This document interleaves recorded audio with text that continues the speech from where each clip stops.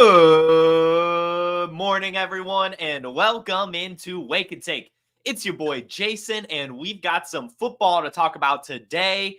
Rookie week's over. I mean, we're still talking rookies and stuff. We know it. That's how football goes. But, the rookie drafts, they're kind of settling. We're getting right back into the regular old swing of things. So I've got a bunch of news stories to break down from you guys, whether it be from this weekend, whether it be from last week that we didn't really get to cover.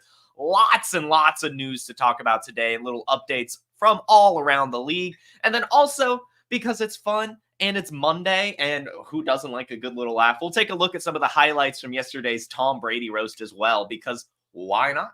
So go ahead, take out your coffee, sit back, relax, and enjoy the show.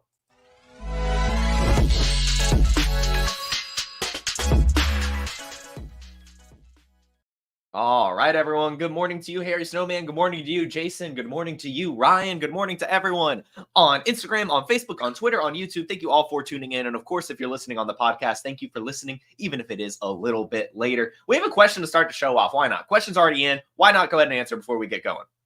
You're up at the 206 and 205 in a 1QB tight end premium league, and you need running back help badly. Who do you think I should take out of these? Jalen Wright, Xavier Elliott, Ricky Pearsall, Marshawn Lloyd, and Ben Sinnott.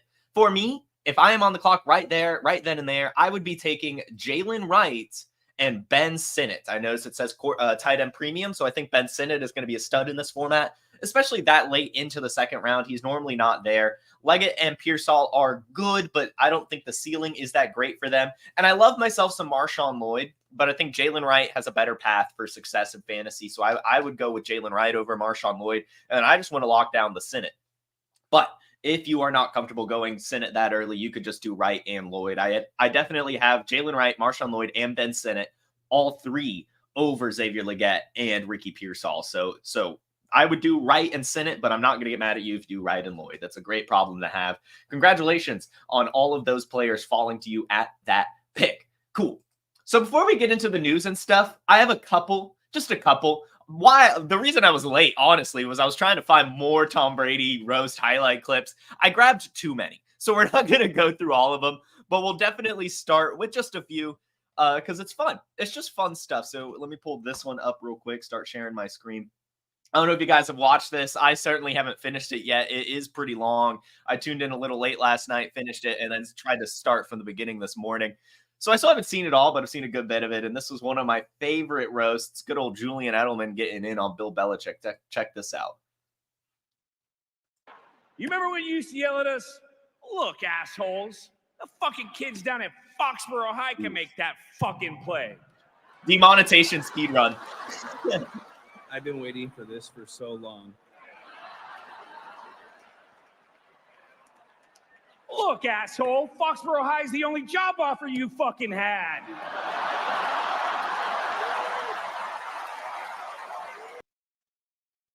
So that, of course, that was a good one. That one was just absolutely fantastic. Julian Edelman getting in on Bill Belichick, talking about his issues with not having a job.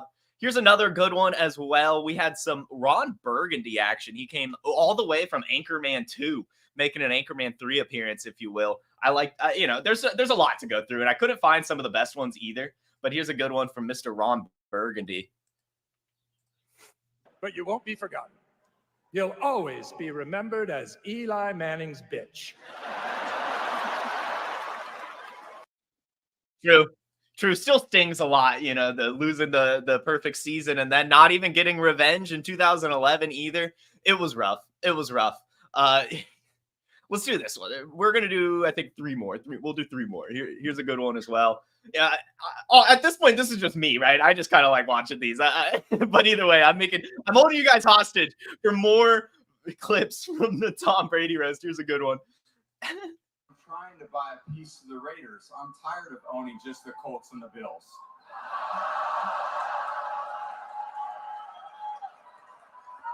Buffalo fans call themselves the Bills Mafia. How are you the fucking Mafia? At least the Mafia has a ring you can kiss. So many people on fire last night. Oh man, I just want to keep playing these. Where's my favorite? This one's my favorite. This one has nothing to do with anything football related, but I saw this and just started cackling. Tom Brady on this one. This is another Tom Brady. He, at the roast, they get to, the roasties, if you will, they get to speak at the end. And there are some celebrities in the crowd, so he gets to poke fun at Kim Kardashian. Check this one out. Kim Kardashian, thank you so much for being here. I know Kim was terrified to be here tonight. Not because of this, but because her kids are home with their dad.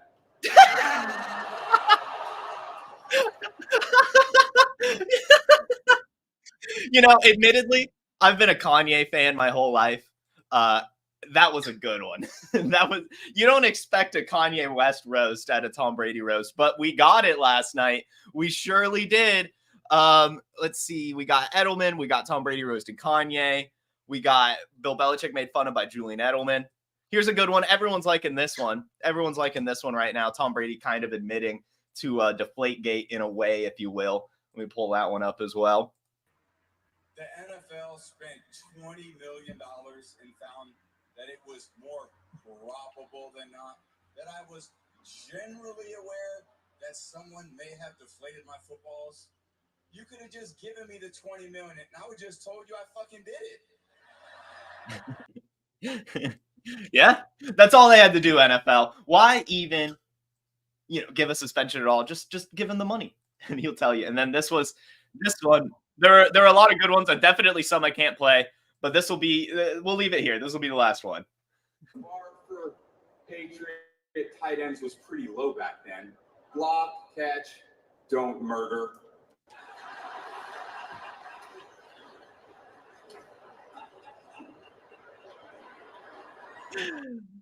Yeah, so everyone, as you can tell by this thing, I highly recommend checking it out. It is all on Netflix right now, The Roast of Tom Brady. It's like 3.5 hours. Everyone's catching strays. All the great Patriots are there, from Matt Light to Danny Amendola, right? Everyone's there. Are all getting made fun of. Random celebrities are there. Julian Edelman's talking about Robert Kraft's funeral, of course, Aaron Hernandez is catching strays.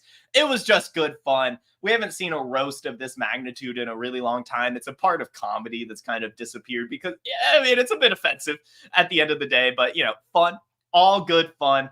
Go check out that Tom Brady roast if you want a couple good laughs. There's some, like I said, there are some I literally can't play. I've already got the demonetization speed run on this episode. There are some worse ones. There are some really bad ones out there. And it's just nice. It was pretty funny. Had some good laughs last night. So I highly recommend going to check that out over on Netflix. So guys, the Tom Brady roast happened this weekend, but that's not the important news of the NFL right now. Y'all don't care that much about it, although it is entertaining. So I've got a bunch of stories to talk about today. Some are quotes, some are stories, some are contracts, yada, yada, yada. All of that stuff. We're going to go through it. It is covering basically everything that happened over the last week and a half, I guess, because we've been talking so much NFL draft, so much rookies, but a lot has happened around the league. We'll start. Speaking of owning the Buffalo Bills, Chase Claypool is signing with the Bills. It is a 1-year deal. The amount is not public yet, which I do find interesting. And I also found it really funny. The Bills Central, one of the Buffalo Bills or newspapers, if you will, came out and said, jokes aside, this was the headline when they signed Chase Claypool. Jokes aside, Bills signing of Chase Claypool is a low-risk, high-reward move.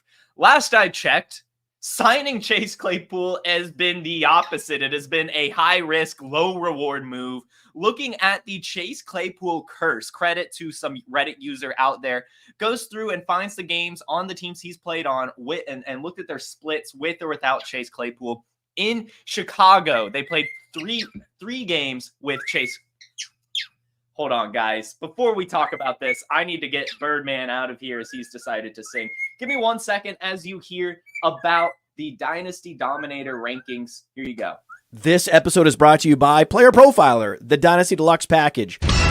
The rankings are the best in the industry. It includes strategy mode where you can say, hey, change the rankings to be win now. Oh, change the rankings to be productive struggle. There's also a draft planner to help strategize where you should take players because the draft planner also includes ADP. There's a trade finder where we look up on My Fantasy League and we see trades that are done, including a particular player. Then there's a trade analyzer where you can plug in draft picks, players, and we assign a lifetime value to draft picks out 5 years. The best thing about our trade analyzer, it can't be gamed with volume. And there's mock draft data to see right now what's the market for player X versus player Y, including in the fall when very few mock drafts are happening. And our Dynasty Guide, the Dynasty Dominator, would cost you $10 on Amazon, but you get it for free with Dynasty Deluxe, and you get our Rookie Guide for free, a $25 value. So you get all of that for $45. So it's a great deal.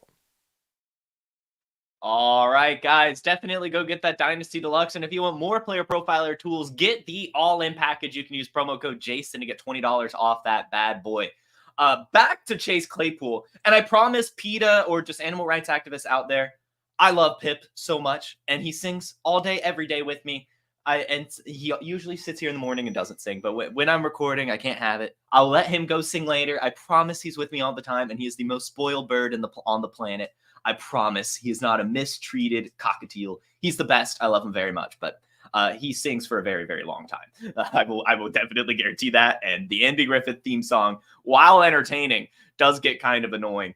So anyway, but here we go. So Chase Claypool, back to the Chase Claypool curse. So I found on Reddit a little bit of a deep dive into how teams look with Chase Claypool and look without him. And surprise, surprise, teams are better without Chase Claypool.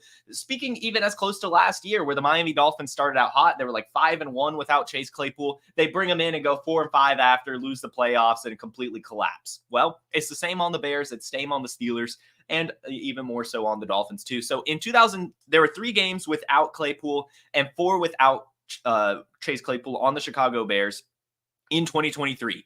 With Chase Claypool, the Bears averaged 102 rush yards per game and then 171 rush yards per game without Claypool. So 70 more rush yards per game without Chase Claypool.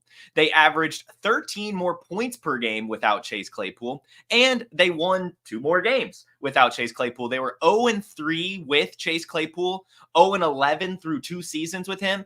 And then without Chase Claypool, they finished 2-2. Both losses were 1-score games. On the Steelers, 8 games with Chase Claypool, 9 without. They averaged 95 rush yards a game with Chase Claypool, 146 without him, so 50 more rush yards a game. They averaged 15 points per game with Chase Claypool, 20.9 points per game without Chase Claypool, averaging almost 6 points a game more without him. And in 2022, their record with Chase Claypool was 2-6. And then after sending him away, they finished 7-2. And yes, those 2 losses again were 1-score games. The Miami Dolphins. They had 1 game with Chase Claypool last year, 6 of them without. In 2023, they averaged 45 rush yards a game with Chase Claypool, 181 rush yards per game without him. They averaged 17 points per game with Chase Claypool, 37.2 points per game without him. And their record with Chase Claypool is 0-1. The record without him, 5-1. Now, they did go on to continue to do more. But just saying, this was right after he joined the Dolphins, so the stats are a little skewed. But still, that brings home the point that teams in general do not do well when that guy is on their team. Like, seriously, when you draw the lines like that for 3 separate teams, there's definitely an issue here. And here's exactly why. Here's basically what happened with him. Chase Claypool's 2020 rookie season with the Steelers was certainly his best, having over 800 receiving yards and 11 touchdowns. And then in his sophomore year, had 900 yards, but then only 2 touchdowns. And since then, being traded from Chicago to Chicago from Pittsburgh, and then to Miami, he's only amassed 607 yards and 1 touchdown since 2022. Just not good anymore. And then he's also a locker room issue as well. So I beg you guys, do not pick up Chase Claypool. Don't do it. Just get Khalil Shakir. Just get Keon Coleman. Just get Dalton Kincaid. Just get Ray Davis even. Chase Claypool's not going to do a damn thing in Buffalo. And if anything, it might hurt the team. We could be talking about the Bills losing the AFC East now, and we'll all point to Chase Claypool. The next player to talk about here, kind of replacing Chase Claypool, right? Replacing Chase Claypool on the Miami Dolphins is Odell Beckham Jr., who is being sent there for a 1-year deal worth up to $8 million. And we saw last year in Baltimore that he was still okay. He had decent snap shares. Now, most of the time it was only like 30 to 40%, but he had a couple games like week 1, for example, and it's kind of sad that it was only week 1 where he had a 90% snap share, but he still had a few games. He had a 9.9 point game in week 7, had a 14-point game in week 9, 11-point game in week 10, 16-point game in week 11, a 20-point game in week 14. Yeah, so he was okay. And that's basically what we're expecting here in Miami. We all already know Tyreek Hill, Jalen Waddle, the running backs, they're going to get the most of the usage here, and maybe a little bit of Jonnu Smith too, but I really doubt it. I think it's just going to, again, be consolidated to the 2 big wide receivers and the running backs. But Odell Beckham's going to have some opportunity to have some of these decent games. So maybe some deeper best ball leagues, you could roster him. Or if you want to hold on to him in case there's a Miami Dolphins injury, that could be worth it too. Like the Harry Snowman says, I could see that he would have a game or two. I definitely believe it, especially if there is an injury. But even not, right? I mean, he's not going to have much coverage going his way, and he's still an okay wide receiver. We saw it last year. He was fine. And he still has a little bit left in the tank. I mean, this is nowhere near the OBJ we know and love, but he's still a fine wide receiver. And I don't hate what Jeremy did in the chat, says he took Odell Beckham over Chase Claypool in his waivers. I like it. I think that's fine. So yeah, anyway, Odell Beckham going to Miami. If you want to roster him, you can. I would probably not, but he definitely still has some usability over the next season or so on that offense. I would argue, though, while I'm here, I think if an injury happens, it would actually be Malik Washington who gets the uptick in usage just because of the type of receiver he is. He's more of a Jalen Waddle, Tyreek Hill type of receiver than Odell Beckham is. So just a name to keep your eye on, Malik Washington.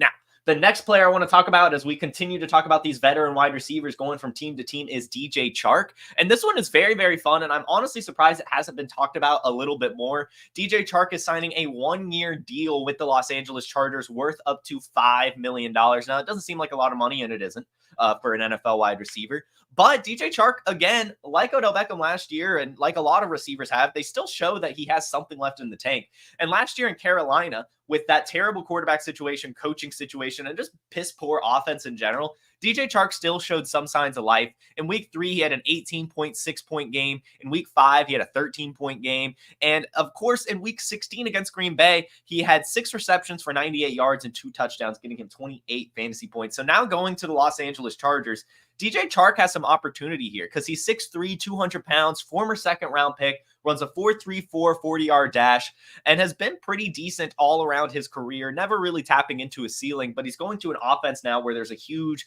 vacancy to be not necessarily the alpha, but an outside wide receiver on this offense. I'm going to officially put the stamp of getting off of the hype train with Brendan Rice. I think that this kind of hurts Brendan Rice's opportunity to kind of crack that roster or starting really any reasonable snaps without an injury to happen. And now you're also hearing reports that they're looking into bringing in Marcus Valdes-Scantling as well. So I think that you just kind of got to stay away from this depth chart, at least the deeper wide receivers, unless it's a deep league and you just want to wait. Like you could throw Brendan Rice on your taxi squad if you really want. But I think that this is setting up to just be a really weird offense where Joshua Palmer's getting some targets, DJ Chark's getting some targets, Hayden Hurst is getting some targets, Will Dissly's getting some targets, and of course, Ladd McConkey over the middle getting a ton of targets as well. And then maybe whatever running back they want to toss it to. But either way, I like DJ Chark's potential in this offense. I think he's going to have a pretty sizable role, to be completely honest with you. And I wouldn't be surprised if he's like a wide receiver 3 maybe by the end of the season, if you include his spike weeks. But yeah, so I would just say if you can get DJ Chark cheap, I would go ahead and do it. I think I would pick him up if he's on any waiver wires, because why not? I see a little bit more ceiling from him than Joshua Palmer just because of the burner speed, and Justin Herbert has been good with these deep threats before. So I think that Chark, especially with the marketability, right? Like, let's be honest here. I know we don't like to bring in random analysis like this, but Chark in Los Angeles, that's pretty cool. That should be a t-shirt, and I think it will be. So I think the marketability combined with the athlete and the fact that he's still pretty young at only 27 years old, I think DJ Chark is stepping into a good opportunity here in Los Angeles. I like it a lot. Another player stepping into a good opportunity, and it's kind of funny, is Ezekiel Elliott returning to the Dallas Cowboys. This is interesting enough. I mean, he showed with New England last year that he actually still has some left in the tank after everyone called him dust. Ezekiel Elliott last year actually led the New England Patriots in receptions, not receiving yards, but receptions. He had 51 receptions last year. The next best was Demario Douglas with 49. Now, a lot of that is going to be quarterback play and injuries to the receiving room, but still, the fact that that happened is pretty remarkable and worth noting. He also was pretty decent. I'm going to use the word decent. When Ramondre Stevenson went down, it wasn't like he was killing it or anything, but he still was okay. 10.8 points, 7 points, 13 points, 27 points, 10 points, 21 points, 11 points, 13 points from weeks 10 to 18.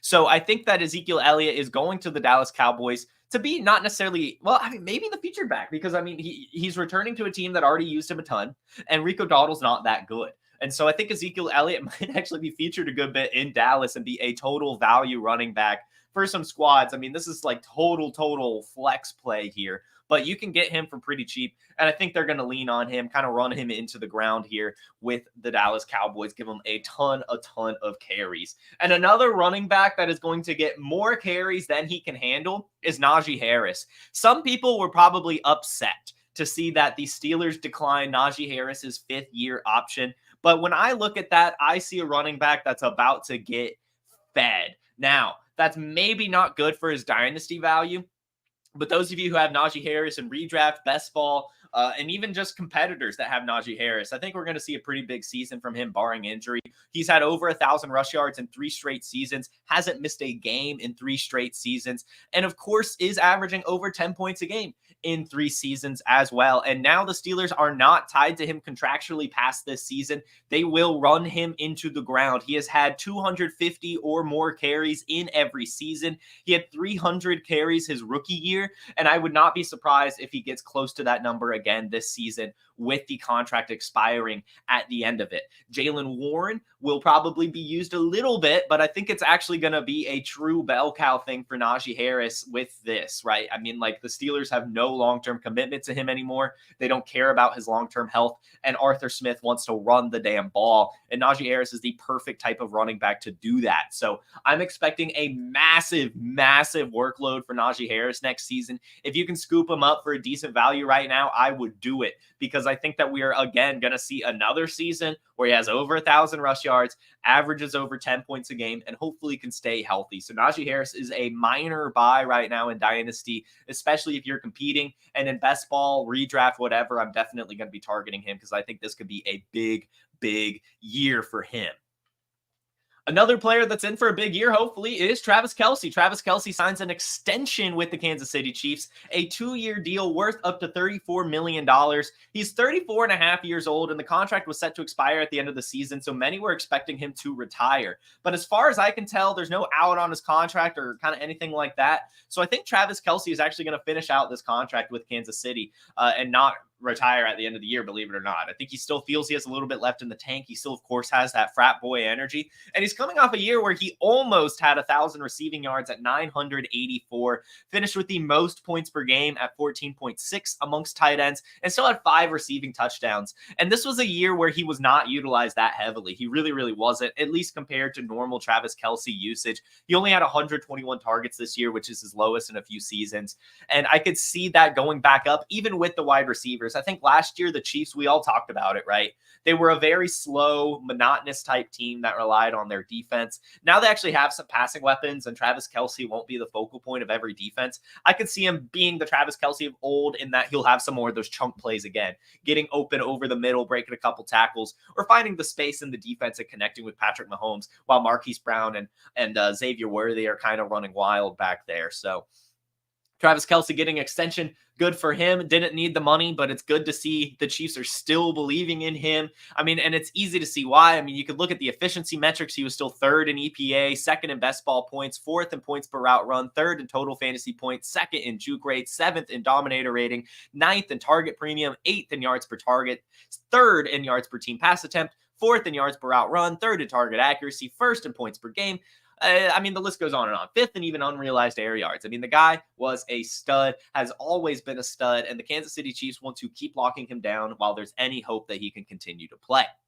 Someone who will probably not be playing much longer is Zay Jones. Zay Jones was released by the Jacksonville Jaguars after an injury-riddled season, but some still promise throughout the year as well. Last year, he finished with 64 targets, had a couple touchdowns, had over 300 receiving yards in only 9 games. If you extrapolate his targets throughout the season, he would have had 120.8 targets on top of Calvin Ridley's vacated targets. That is over 250 targets potentially being vacated in this Jacksonville offense. So if you can buy Gabe Davis for free, do it. But especially try to get in on some Brian Thomas Jr. You might wait until after your rookie drafts and maybe even in season, see if Christian Kirk and Evan Ingram bounce or, have a good week 1 and week 2, and then maybe try to scoop up some Brian Thomas if he's not getting the right usage. But I think at some point, Brian Thomas will establish himself as the alpha in this offense.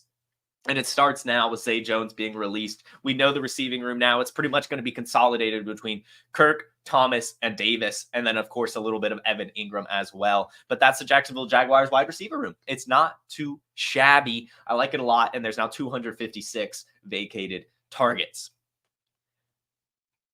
Justin Fields.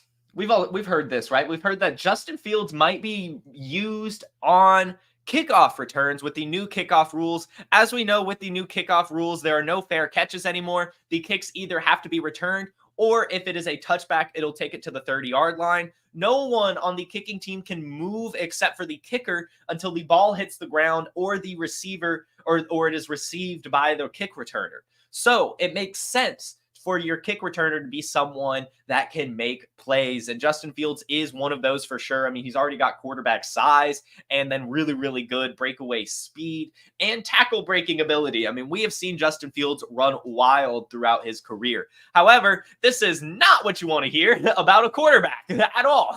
This is, when I saw it, I was like, it kind of feels like a nail in the coffin for his dynasty value. I could see a lot of Justin Fields managers panicking here. I still want it. I highly doubt this happens. We're still early in the offseason, and this is still a very new rule. Lots of special teams coordinators are thinking of very creative ways to make this work. So this was probably just an idea the Steelers had, but I really doubt that they would risk their quarterback room on kickoff returns. I really doubt they would do that. We already know they signed Cordero Patterson. I think he's probably going to be the one returning these kicks, not Justin Fields. But if we see him do it, we can expect it'll be electric. And if you're in a kickoff return yardage league like I am, then Justin Fields becomes a little bit more valuable, a little bit. But still, like I've said, I'm going to continue to put myself on the record. I do think Justin Fields takes over the starting quarterback job by midseason from Russell Wilson. And I just don't think they would risk that possibility by throwing him out there on kick returns. I just don't get it. So I don't expect it to happen. But if it does, I'll be kind of happy. You guys know this. I've said this 1,000 times. I mean, Devin Hester is one of my favorite players of all time. Josh Cribbs. I like kick returns. They're awesome. It's my favorite play in football. And so to see this new rule and everything and all these creative ways for players to get some extra yardage by these special teams coordinators, I'm a big fan. I just really hope they don't actually use Justin Fields as a kick returner. That would be ridiculous. That would be ridiculous. So that is all the news, but I do have some quotes, some random tidbits as I've put it in my show sheet. We'll start here with Xavier Worthy. Xavier Worthy has come out and just said he's not worried about his weight. Here's what he said. This is from NFL.com. Worthy, who weighed in at the NFL scouting combine at 165 pounds and said on Saturday he came into rookie camp at 169, told reporters that he's unconcerned by playing with a lighter frame and has tried to take lessons from watching the similarly sized Deshaun Jackson. I had to Google this because I remember Deshaun Jackson being small, but not necessarily this light. But yeah, he was. Deshaun Jackson was 175 pounds. So I don't hate the comparison at all. Deshaun Jackson had a long and storied career. So I'm definitely not going to be fading Xavier Worthy for his size. He goes on to talk about Deshaun Jackson's gameplay and what he thinks of himself as well. Just Deshaun Jackson's punt returns and ability to make a play after the catch, how he understood leverage for deep routes is just something he's trying to take from Deshaun Jackson's game. And then he talked about his time in college. I don't think I took big hits in college. I delivered them. But no, I feel like it's not gonna be a problem. I feel like understanding your strengths and weaknesses is the big thing in this league. Don't go to try to hit a 215-pound linebacker. Understand your weight, understand your strength, and then use your strengths, essentially, is what he goes on to say. So it's just good to hear that he's aware right? That's all we need to know when you're talking about an undersized player. If they know they're undersized, they're not going to be reckless about it, then they're probably going to be fine. We've seen some smaller receivers do well in the NFL. He points to Deshaun Jackson, but Tank Dell last year. It just happens. So Xavier Worthy, if he can stay healthy, is going to be really good. And it sounds like he's going to do the best he can. If he's going up against a 215-pound linebacker, it sounds like he's going to slide or just run away. So I'm happy with it. I'm not going to be fading Xavier Worthy at all. I don't think anyone is, but just want to put that out there that he's aware of his weight concerns and is doing what he can, watching similarly sized players, studying the game, knowing his strengths and weaknesses. It's all good stuff you like to hear. Something you don't want to hear, and it's stupid. I don't really care. Marvin Harrison Jr. This is what the Cardinals offensive coordinator Drew Petzing had to say. Marvin Harrison Jr. has to earn his role like everyone else. We got to get out on the practice field and watch him move around and see what he does well and make sure we're trying to utilize the best of his abilities to operate our offense at a high level. I don't think that's going to change with him as anyone else that walks into the building. I get it, right? Like, you don't want to just tell a guy, a rookie, especially in going into a room that has some vets. Not really. It's like Michael Wilson and Trey McBride. They're young anyway, so you kind of kicked out all the older dudes already. But you don't want to, to save the locker room, you don't want someone to come in and immediately be a star. But this is Marvin Harrison Jr. we're talking about. This is a top 5 draft pick we're talking about. Just give it to him. Just give him the hype. Give him the confidence. Give him a big role. Don't make him earn it. I mean, like, what are you doing here, Drew Petzing? I don't even know who this guy is. I had to Google Drew Petzing to see his resume and how he ended up being the offensive coordinator. And it sounds like he only got the job because he was the coordinator last year, right? Like, and the offense wasn't even that good. So still just because he was there last year, still there. But before that was the Browns quarterback coach in 2022, the year that Deshaun Watson was terrible. And before that was the Browns tight end coach when David Njoku was terrible. So I don't know. He got the shot. And I don't like that he's not giving Marvin Harrison Jr. a big role right out the gate. Some people like that. I hate it. Give it to Marvin. Don't worry about earning it in practice. Dude, what is this? It's Marvin Harrison Jr. Come on, man. There's no one else in the room. Like, seriously, you're really going to make Marvin Harrison Jr. compete with Greg Dortch? Get out of here. Get out of here, Drew Petzing. I want a new coordinator in Arizona. It's stupid. Something that's not stupid, though. Keon Coleman and Josh Allen. Well, we'll see, I guess. We'll see. We'll see if it ends up being stupid, but Josh Allen is raving about Keon Coleman, is excited about this draft pick. Josh Allen reportedly texted Keon Coleman the night after he was drafted, "You're the guy that I wanted." And then Brandon Beane on Sirius XM goes on to talk about Josh Allen and the draft process.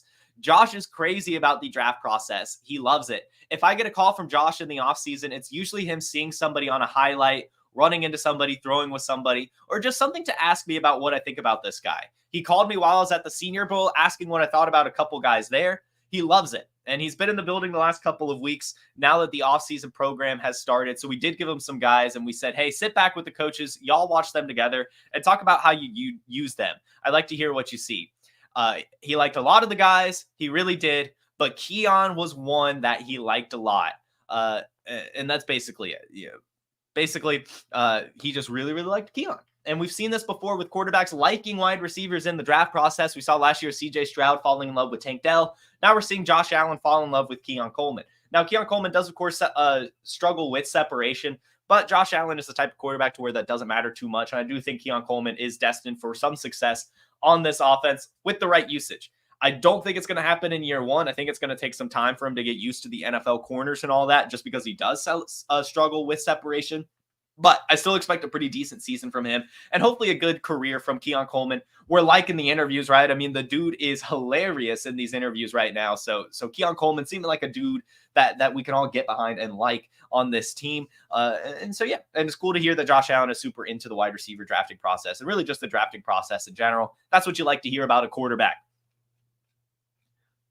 I have a couple more stories for you. J.K. Dobbins has come out and said he's 100% healthy. There's a lot of quotes here, so I might just summarize, but either way, he said, I'm 100% now. The recovery was like a walk in the park. The Achilles was like a sprained ankle. It was easy. The knee injury was hard. The Achilles was easy because it was just mentality, and I've had these injuries before. The past 2 years have been a storm. I've had great games, and then the next thing you know, hurt. I got the injury prone label out there, but I think that the storm is over. I think that I'm going to take off now. There will be no setbacks. The injury prone thing will be gone out the window again. And then he goes on to talk about how him and Gus Edwards complement each other really well, talking about their time together with Greg Roman on Baltimore. He said that he's very excited and has fun playing in this type of offense, and he knows that that it's just going to be good for them. Let's see. Ultimately, though, it'll be up to Dobbins' health. The essential determining factor is how successful he can be with his new team. He has been trusting the Chargers medical staff throughout this process, and he thinks that he will be fully available for training camp. So, sounds good. Sounds good. Sounds like the recovery for J.K. Dobbins is going well, which is exactly what you want to hear, because when out there, he has been electric. In his only one game last year, he had 22 rush yards, 15 receiving yards, and a touchdown.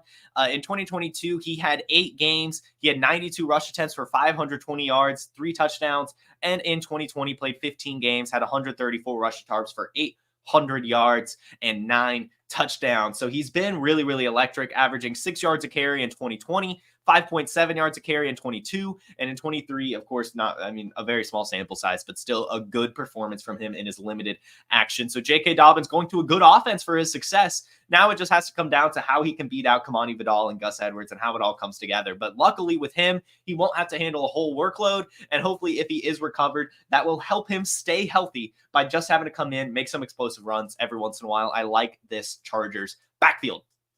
And the last thing I have for you guys surrounds the New York Jets and Aaron Rodgers particularly. First off, Robert Saleh has come out and said that they don't expect any setbacks with Aaron Rodgers, that he should be present at all the training camps and all that stuff, working with the receivers and everything. Aaron Rodgers is going to be out there. He's healthy again. We kind of expected that, right? He was starting to practice at the end of last year anyway, but still just good to hear that there are no setbacks and Aaron Rodgers is going to be out there. And lastly, Aaron Rodgers has invited, and it's been accepted, rookie wide receiver Malachi Corley to live in his guest house. So that connection has already started brewing. I'm excited to see what happens there. We've seen these quarterback wide receiver situations where they become friends, lead to targets and stuff. I still think it's going to be tough for him to get a lot of volume. I still think Garrett Wilson, Breece Hall, and maybe even Mike Williams and probably some Tyler Conklin are going to demand a lot of targets, but Malachi Corley should get some interesting usage. And sometimes these gadget players end up getting a lot of usage depending on how good they are. So look for him to maybe start off slow, but if Malachi Corley grows into his frame a little bit and then also gets decent enough usage on this New York offense, he could be special. So I like it a lot, and it's cool that he is staying with Aaron Rodgers. Going to learn a lot from him, which is very important for that type of player. So that is all the news I have for you guys. Those are not all the roasts from the Tom Brady, but there's still some good ones out there. Highly recommend watching that. And yeah, let me go ahead and pop into the chat, see if we have any questions. The Bears GM should have got canned after trading pick 33 for Chase Claypool. Very, very true. No targets for Quinton Johnson. Yeah, I guess I did kind of skip that. You're right. But no, I think Quinton Johnson gets more targets than last year, which is probably good. And I think there'll be better targets than last year. I think that, Jim Harbaugh actually knows how to utilize players. And if you'll remember, actually, Quinton Johnson was a big reason that TCU beat Michigan just a couple of years ago. He took that one screen and housed it. I'm sure that Jim Harbaugh remembers that. It was like, well, we've just got to give this guy screens, something that he didn't get to do a lot last year. So we'll at least be seeing Quinton John screen next year, which could be okay, right? It could be fine. I'm not really worried about rostering him, but, I still think there's some ceiling out there. Tyler Boyd is still out there. Does this mean he is asking too much, or is he just a shell? I just think a lot of times with these players, I wouldn't be surprised if he returns to Cincinnati. But I mean, Hunter Renfrow is out there too right now too. And these slot receivers, not necessarily a dime a dozen, but not a lot of teams utilize slot receivers like that. And the teams that do kind of already have one. And so Tyler Boyd and Hunter Renfrow are kind of just in a rough position out there. They're not really worth too much money. And there's not a lot of teams that are actually looking for them. They will both end up somewhere, but I don't think they're really going to get that much volume. I think the golden days are behind both of those types of players. And if anything, I think best case scenario for Tyler Boyd is just to return to Cincinnati on some team friendly deal, which tends to kind of happen with these types of players anyway. And the last question we have, what is Kelce worth in Dynasty? I mean, I'm throwing a first still for Travis Kelce. I mean, dude's a stud, especially if I'm competing and if you need a tight end. So, I mean, like a late first, right? That's where I'm at. I want Travis Kelce. I would still be using him maybe to trade another tight end to try to get him, all of that stuff. But Travis Kelce is still worth a decent bit in Dynasty, still a stud and still a cheat code at that position. You sold Quinton Johnson and Dontavian Wicks for Roman Wilson. Great move. I love Roman Wilson and don't really like Wicks and Quinton Johnson. So good stuff. So anyway, actually, also, how was Roman Wilson there at the 210? He keeps getting picked before that, and it's bothering me. I keep thinking I would be able to get him at the end of the second round. He keeps going like early, and it's really making me mad. I haven't gotten any Roman Wilson yet, but it doesn't matter. It's fine. It's whatever. Anyway, guys, thank you so much for tuning in. This is another fun episode of Wake and Take. Go watch the Tom Brady Roast, but before doing that, hit the like button on this video. Hit the subscribe button to Player Profiler and tap that bell so you get notified when we go live. If you can't catch Wake and Take live in the mornings, then we do have a podcast version as well. The link for that is in the description, the pod link for Wake and Take. So go subscribe to the podcast form as well. Thank you all so much for tuning in. I will see you all tomorrow at 10 a.m. Eastern here on the Player Profiler YouTube, Facebook, Instagram, and Twitter. You guys have a magnificent Monday and a fantastic rest of your week. Peace. Hey, I want to take a moment to thank you for tuning in. It's important to me that all of our media be free. This is only possible because of you allowing a true independent sports media enterprise to thrive unlike any other in the business. So please subscribe to the All In Package to continue to make all of this possible, to ensure that all of our stats, information, data, content is available to you, especially you, the people that get the site and get the show.